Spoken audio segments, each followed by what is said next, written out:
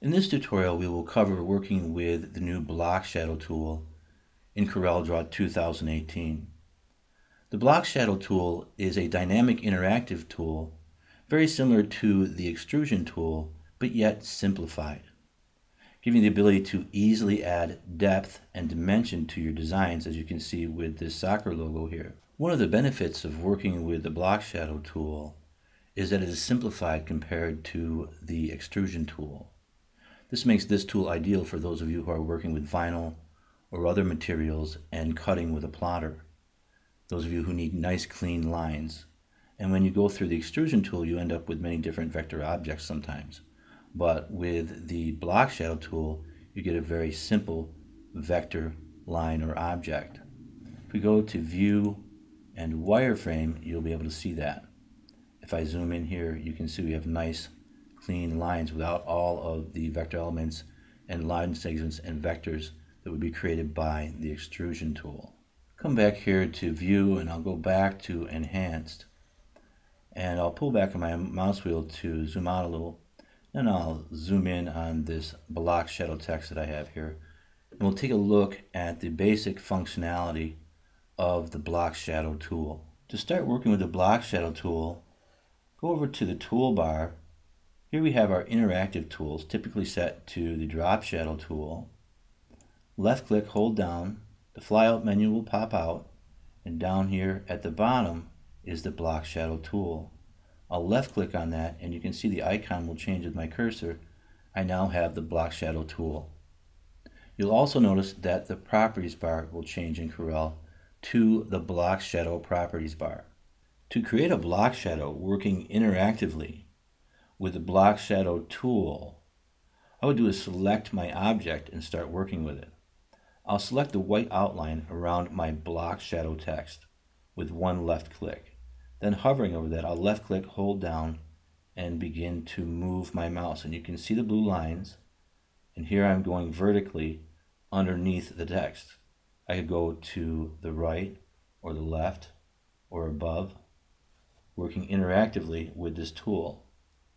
I'll go with a vertical beneath, release my left mouse button, and I have created a block shadow. I can interactively come down here to the block shadow color and change my color. I'll select the eyedropper, come over here to the color palette and change that to a darker blue. Click on the X to close the block shadow color, and I've changed my color. You'll also notice that once a block shadow has been created, the options and features for the block shadow in the Block Shadow properties bar have been enabled. Here we have depth, and I can click on the down arrow and you'll see my depth move up. I can click the other direction and you'll see my depth move down. I can do the same with direction.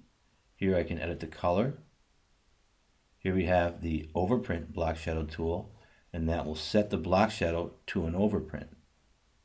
An overprint would set the property of the fill of the color so that it would not be separated. So you'd be printing the drop shadow directly on top of whatever colors you have in your design.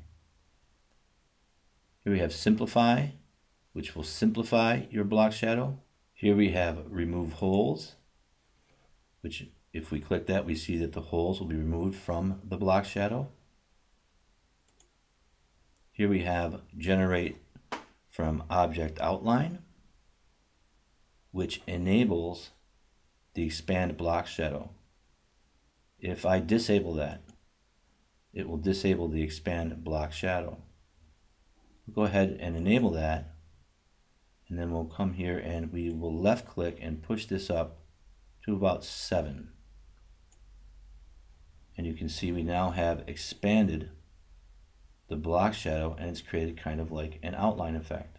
So these are the options and functions available in the Block Shadow properties bar.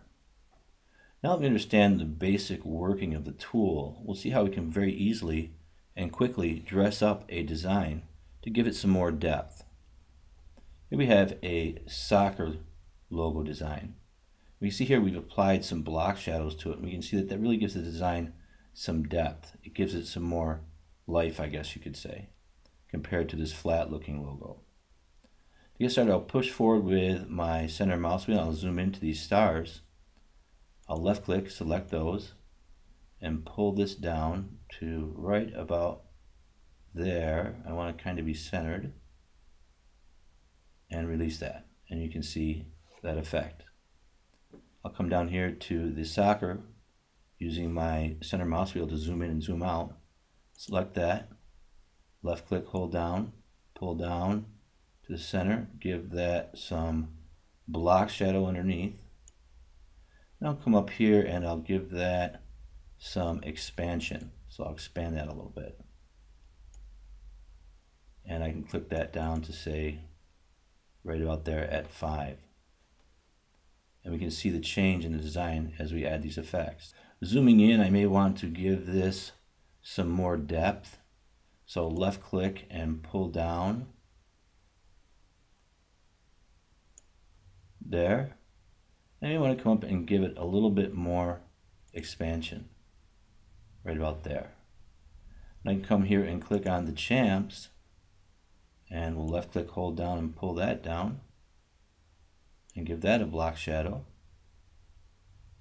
I'll zoom out and see what that looks like, and I might want to adjust that. Left click on this square and pull down right to about there. I'll select the banner, come here to the center, left click, hold down, pull that down. We'll bring that right to about, say, there.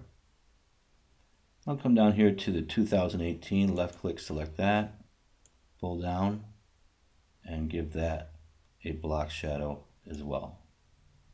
Then I can pull back on my center mouse wheel, zoom out, and we can see that working with the interactive block shadow tool in CorelDRAW 2018, I have been able to very quickly and easily dress up this design, giving it some depth as opposed to the flat look it had before we worked with the block shadow tool. If you're watching this video on YouTube, you'll find a link in the description below that will take you to our tutorial page on the Discovery Center. Here you can download a written copy of the tutorial to follow along with, download link for the file to follow along with, and many other helpful tutorials for CorelDRAW 2018.